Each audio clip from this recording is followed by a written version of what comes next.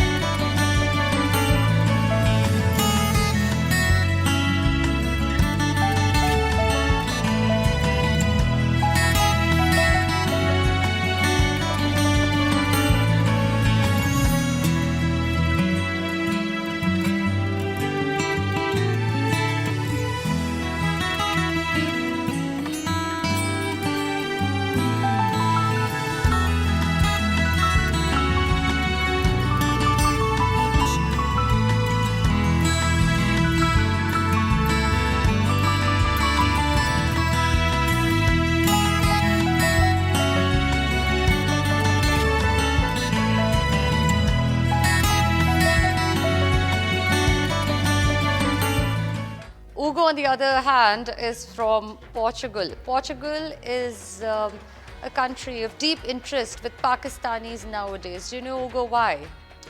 I think mainly now is very famous because Cristiano Ronaldo. Absolutely. Well, it's famous.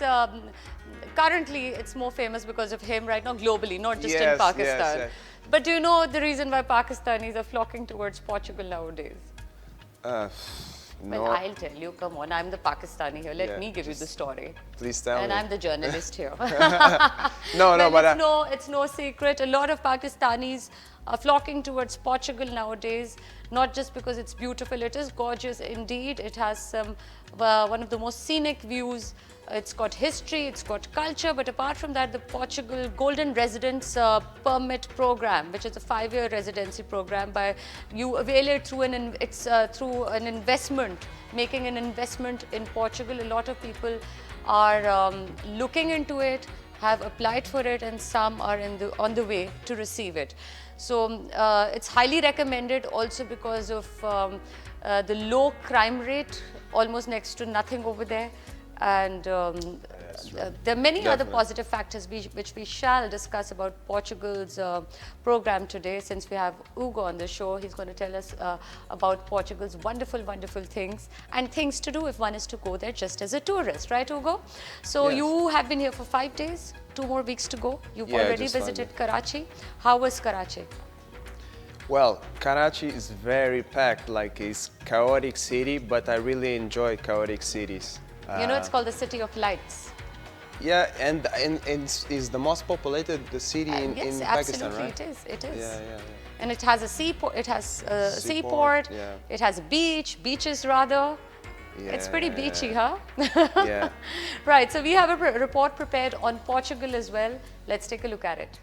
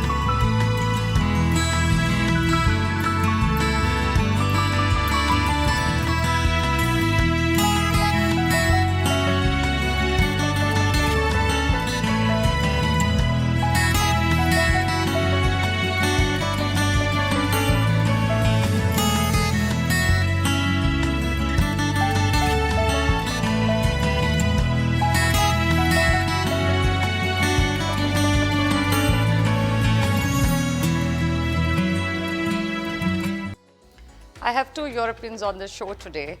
How lovely is that? Because we shall discover so much more about their countries and what they do in their countries and how they're finding Pakistan. Coming back to the Portuguese residence program, let me just give you a few highlights.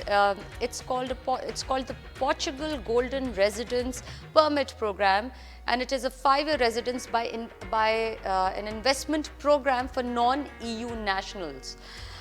Portugal is a full member of the EU, as you know, and the resident permit allows visa-free access to European nations, Schengen areas, and requires an average stay of just 7 days a year in Portugal over a period of 5 years. Sounds pretty easy, but yes, there's a lot of documentation involved.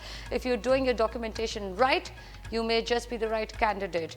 And coming back to the benefits or the positives of Portugal, that obviously includes that it's one of the world's most globalized nations and peaceful nations. The security factor is number one, and then let's not forget arts and culture.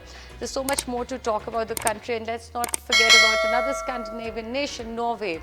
Well, our Norwegian friend is here in a shalwar kameez today. I would like to ask, did you buy it yourself or was it a gift? Actually, this was gifted to me from my friends in Sukkot.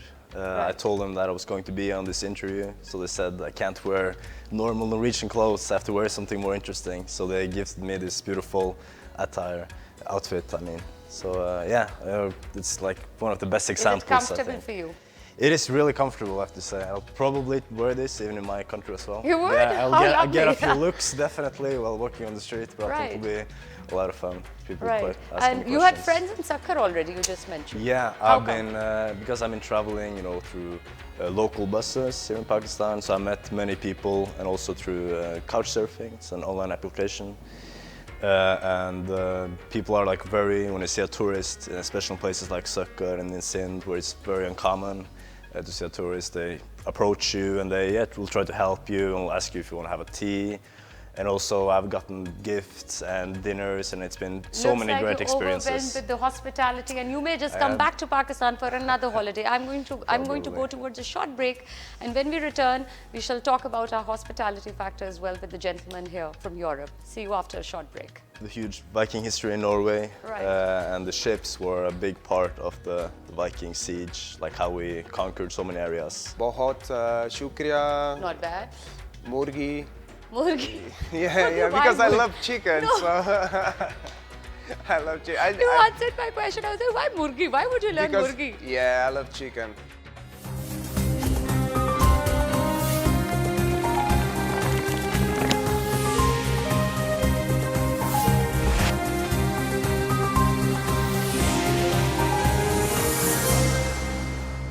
Welcome back. We have George from Norway. We have Hugo from Portugal. Two very peaceful and beautiful countries in Europe. And not just that, the cultural history and the history itself is very, very rich.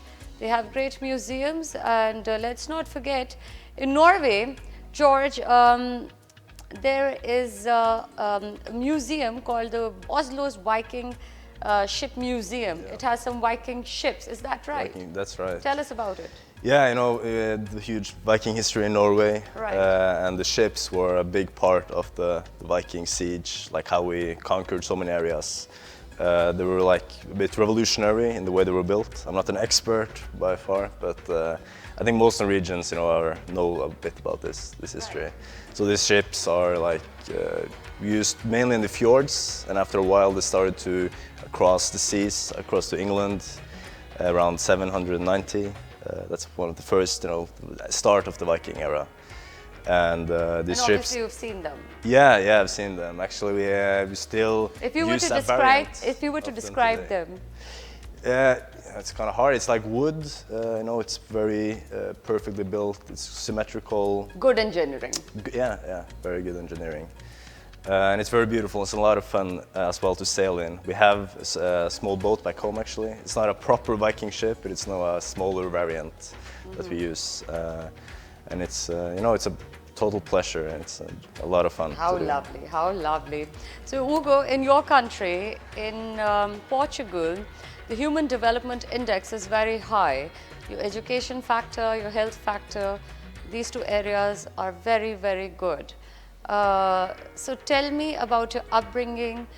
Where exactly were you raised in Portugal? Could you brief us about it, please? I'm from the south of Portugal. Right. It's How very is the small. south? South is warmer than the north, for example. course. Yeah. It's very touristical place. Like the British, the Germans, everyone goes to the south. Yeah, that's it. Portugal is a small country, but Tell the us about people- your job. You're a lifeguard. As a lifeguard, well, it's not very hard. For example, in Nazaré, because Nazaré we have the biggest waves. They say the biggest waves in the world. I don't know if Really? you I heard. didn't know Yes, 35 meters waves. 35 meter Yeah, waves. 35 meters because we have a cannon, and then the famous surfer McNamara surfed 35 meters wave. Yeah, but thanks God I don't work there. I work in a very peaceful place. Like the waves, mainly just reach The 3, waves are very 4 friendly meters. there. Yeah. Yeah, swimming pool, Or but is it a yeah. wave pool? Wave pool. No, I'm sure he's been saving lives. Have you ever saved a life? Yeah, of course. Tell us about it. Well, was a drunk. The first one was a drunk British guy. Yeah, he didn't want to. I reach him, and he was. He was asking- resisting? Yeah, he was kind of cocky, arrogant. Like he was feeling like sad. he was drowning, but he didn't want to be helped. You know.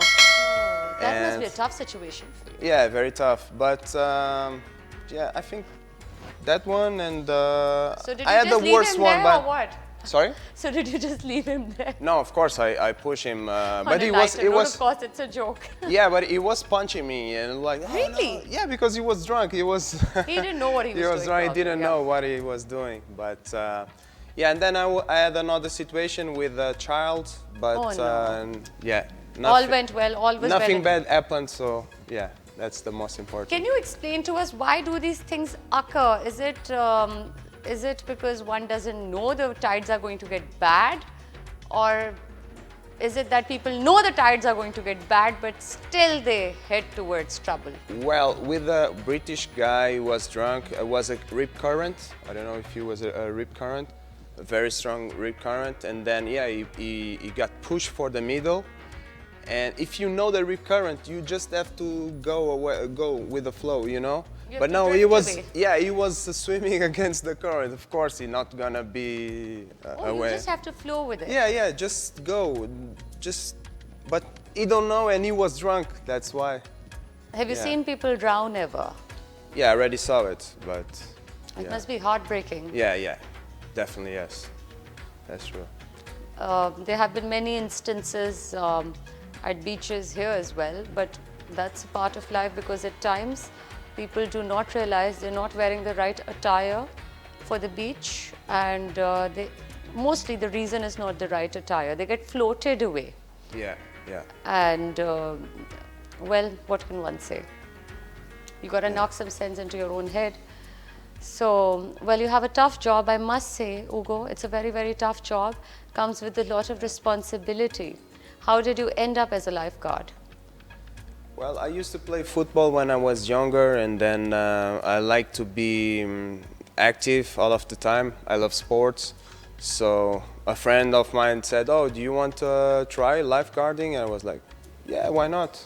And Let's give it a shot." Yeah, let's give it a shot, and that's it. I'm And it still happened. there. There was no turning back. Yeah, and I love what I do, so I think it's the most important. So we have a hero right here from the beach. Not a hero. Amazing. And I mean it when I say that, because this job comes with a lot of responsibility. There's a lot of baggage that you have to carry, I must say. Yeah. And you have to be vigilant and alert, which is has to be a big trait.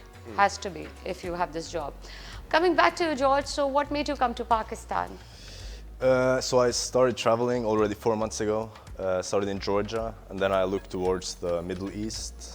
Did it just happen with the flow, or did you plan No, it that way? I didn't. It happened mostly with the flow, but I was very focused that I wanted to travel through the Middle East and Islamic countries, because the perception in many of like the Western countries is not the best about the Middle East. You have this one point of view that it's dangerous and can be have to be careful and unsafe. Yeah, and you don't know anything about the real culture. And I thought to myself that it would be a really great you went to adventure and a Georgia. good experience.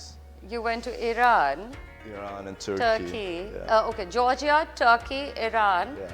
and then And Pakistan. then Oman, actually. Oman as well. Yeah. Oh, it has a great beach. Yeah, Did very you good visit beach. it? It was very hot for me. It was 30 degrees. So Were the you people melting there? I was sort of melting, yeah. For them it was, cold, so I was putting on jackets. But a I good was, change for you, I'm sure. Yeah. It takes some time to get used to. But Right. How are you finding Lahore? Lahore, it's very good. I haven't been there for long, but I'm really looking forward to Have you experience. eaten some good comfort food here? Yeah, I've biryani. Or is it too spicy for you? No, actually, the spices are perfect for me. I really enjoy them. Really? Yeah, they're really great. Actually, Coming from Norway, you're saying that? Coming from Norway, I say that. I also actually outspiced some Pakistani people. They said it was too spicy for them, I still had it. And for you, it was fine. Yeah, not to brag, yeah. And you gotta check your lineage. It's probably a little Pakistani. Maybe too. it's a bit Pakistani. You are also linked with Germany. Your family through moved to my Norway? Grandmother. My grandmother, she fled, or not fled, she was in the war, of course. Of course. And then she met my grandfather, who was How Norwegian. lovely. And then they moved together to the Norwegian countryside, where they got like five children. One of them was my father. How lovely. Yeah, and that's the story mainly. And then you were born. Then my father met my mother, and then Right, so you have siblings back home? I have siblings. Have you told them about the Pakistani hospitality? Yeah, not just the hospitality. I've told them about whole Pakistan. Definitely, I think Hope, one of my. So would you describe your siblings trip would as a good trip or an excellent trip? An excellent trip, definitely. What are the good points that you'd like to highlight when you go back home and narrate stories about Pakistan? The good things about Pakistan. I would probably say the friendliness is the first thing that comes to mind. Sometimes people are a bit colder in Naturally, they're good, northern countries, people, but different kind of people. yeah, but here I feel more people are. Of course, I'm a tourist. I get a bit extra treatment, but mostly I also feel that people are smiling, they're friendly, and they also sometimes have time to sit down and have a Karachi, chai right? with Like you. Ugo's also been to Yeah, Karachi. Karachi was, it's Karachi crazy. has a very different temperament. Lahore has a very different temperament. Yeah, it's people a like huge country, work, so- play both here together. Yeah, Karachi, yeah. it's all about work. It's fast. It's metropolitan. It is. It's very hard to generalize, but it's still Karachi was. I got the same experience mostly from all the places I've been in Right. Sindh. And even though many people don't have any time, they're constantly working, doing something, like in other big cities where the stress level is higher, but still they have this calmness, some of them, that they can see someone and they ask you a question like, how are you doing? Like, Have you you want to have a managed to tea? learn some Urdu in these Some past few Urdu, days? it's very little. It's Like what? Kahale, Not bad. Abgeso, Not bad. Not bad. Grename. Good. Shukriya, of Excellent. course, it's very I important. mean, I've been to Paris so many times, and the only two things How's I've your learned is French? bonjour. Bonjour, okay. And merci. Bonjour and merci. And so you in 11 days have learned so much. I feel ashamed not going to these other places and barely learning anything else. But wonderful on your part. Ugo, have you learned any Urdu? Yeah, a few words, Like but what? not like him. I think he's getting better than me. He's way ahead, man. I'm He's very on the scared, advanced yeah. level. What about you? That's true. I just know a few words. Like what? Like bahut, shukriya, Not bad. murgi. Murgi. Yeah, Why because I murgi? love chicken. No. So I love chicken. You answered my question. I was like, why murgi? Why would you learn murgi? Yeah, I love chicken. I love chicken and I love lemon. So you like, the lungi. minute you got it, you're like, hey, what do you call chicken? Murgi? Okay, fine, murgi. But chicken is a very common term here. Yeah, chicken Even somebody who biryani, doesn't know yeah. English here, but it's rare that Pakistanis, I think all Pakistanis know at least basic English. Even if you get into a taxi, they would know basic English, which is amazing. And also in many languages you use English, like Yes. integrated into Like, murgi is called chicken here. You go to a local butcher shop or a person selling chicken, you just say, I need some chicken, and he will give you chicken. But it's okay, murgi. Yeah, but when I love a thing, I like to say it in a proper same way. language, Yeah, murgi. yeah. And then it's more murgi. fun Yeah. as well. Murgi. Yeah.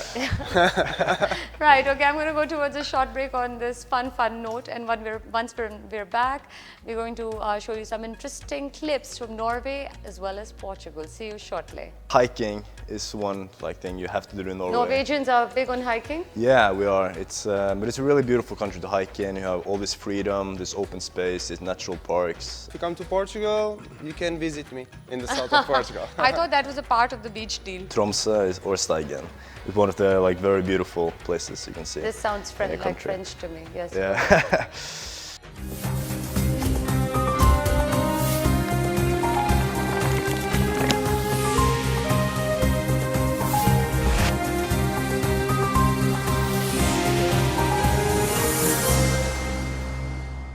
welcome back. Hugo, you know, I will never forget your name. Also, it's a nice different name, but also because of the fact that you have managed to learn the word murgi here.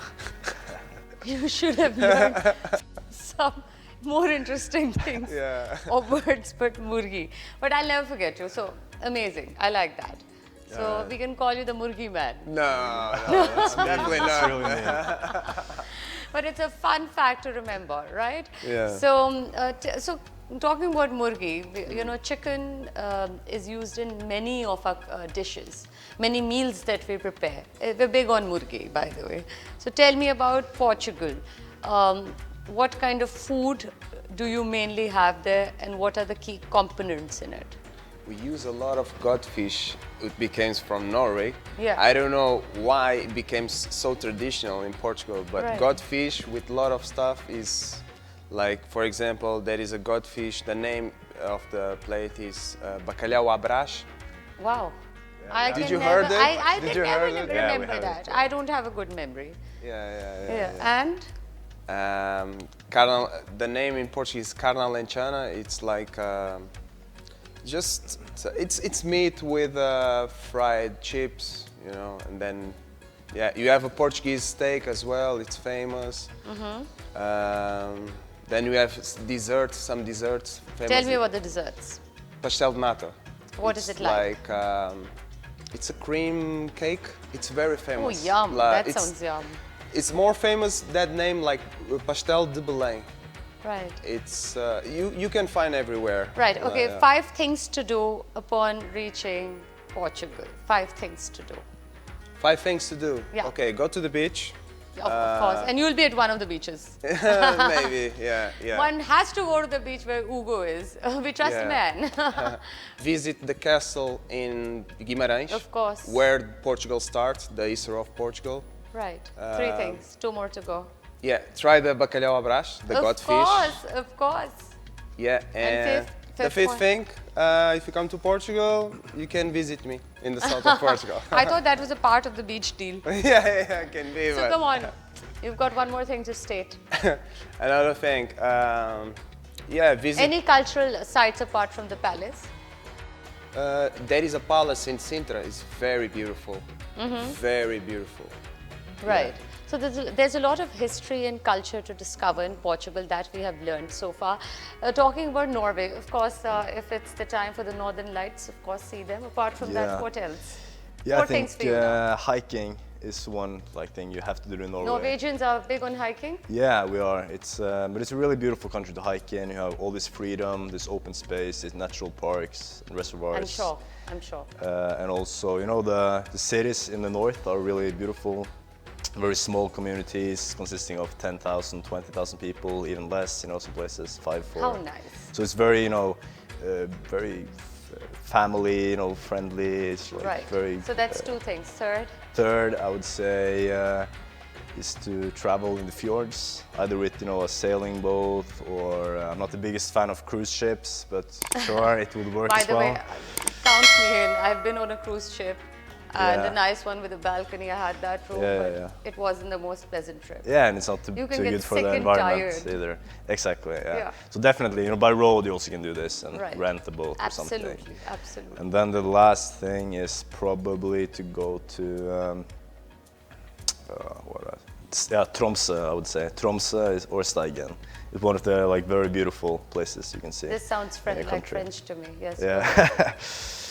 Yeah, that's the 5 things. So these are all the things to do in Norway and Portugal, 2 lovely Scandinavian places, nations to visit. Our European friends here have briefed us about it. And let's not forget, they're very, very friendly people. Correct me if I'm wrong, on a lighter note. Well, no. They're not heavily populated areas. So one can breathe easily and not get lost in crowds, whereas when you go to high touristy places, that is the case. And nowadays, in times of COVID, I think that's a very, very good thing when you go to a less populated area. And the security level is brilliant. You meet people with a lot of hospitality. The culture is amazing. Food sounds amazing. And yes, we come from a hot, arid land. So going to these nations, it's always a treat for us when it's cold. Like for you, coming here is a treat, right? Yeah. So, okay, we are going to show you some images now. First of Norway and then of Portugal. So I'd like George, who is from Norway, to comment on the Norwegian side. You're going to see some images from Norway, wow. and Like a simultaneously, parallel to that, you're going to see an image of Pakistan. So we very intelligently select these two images and wow. make it look Yeah. like how similar they are. Let's see it, please. You okay, could have it not. says- yeah. You could have not known which ones. The only difference, which you know, is country. that the mountain in Pakistan is 7,000 meters taller Yep, than the yep, one in yep, Norway. But yep. it looks similar.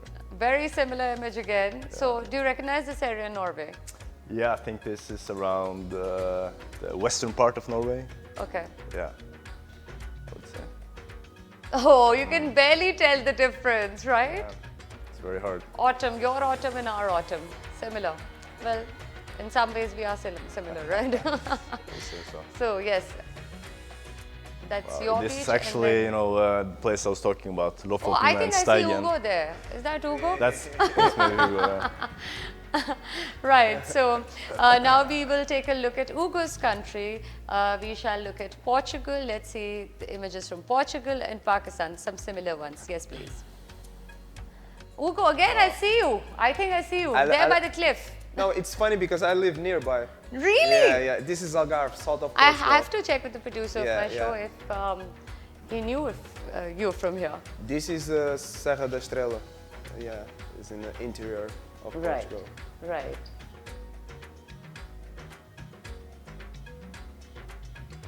Oh, wow. Wow. They're probably relatives. I didn't know about it. They're probably relatives so in some way or the other. Of course they are. Well, again, our autumn, your autumn, very similar. And you know, the most amazing thing about Pakistan is that we practically have 4 seasons. We have 4 seasons, and that's what makes us unique. And let's not forget, we have mountains, rivers, the sea, the beach, we have agricultural land, we have green pastures, we have the hills, the mountains, name it. And let's not forget about natural resources. We have some great mineral stones and things like that, etc., etc., and etc. Souvenirs. Have you bought any souvenirs here? Not yet, but I want to buy the thing the women's put on the head. Or you call it hijab? I don't Hijab. know. Yeah. I Oh, want to- lovely. And you already have a souvenir. have tons of souvenirs. Cladded up in one already. Yeah, Are you liking it? Really much, yeah. I'm feeling very comfortable wearing it. I have to You say. are, Yeah. you are. Looks cool as well. Okay, so you are going to Islamabad and up north. Have you identified the areas? So I'm probably planning on around Karimabad and Hunza. Oh, It's lovely. a very, difficult time to travel up there because it's very cold and, snowfall gorgeous, can be a gorgeous. bit, but it's very gorgeous and I think it's definitely worth it. So, Right. Hugo, your plan? It's basically the same plan. Yeah. I tell yeah, you guys yeah. have to go together. It's just advice. Rest is your call. Well, thank you so much, Hugo. Thank you so much, George. Thank you for coming in and discussing with us about your brilliant plans that you have planned, that you have in mind and have planned out for your journey. You're here for for a month. You're here for 2 3 weeks. 3 weeks. So wish you all the best, and I hope you both have an amazing trip. Thank Go you very back much. to your home countries and tell your people as well about our country. And we would encourage people who are planning to go to Europe. Yes, London is Pakistani's favorite destination. There's no debate about it. But definitely do try and visit other countries as well, especially the Scandinavian belt. Let's look at Norway, for example. The Northern Lights, it's something not to be missed. There's so many other things to do as well, which George narrated. Hugo narrated things about Portugal, things to do there. So go and explore Europe as well if you intend to visit the continent. I shall see you next week, same time. Until then, bye-bye.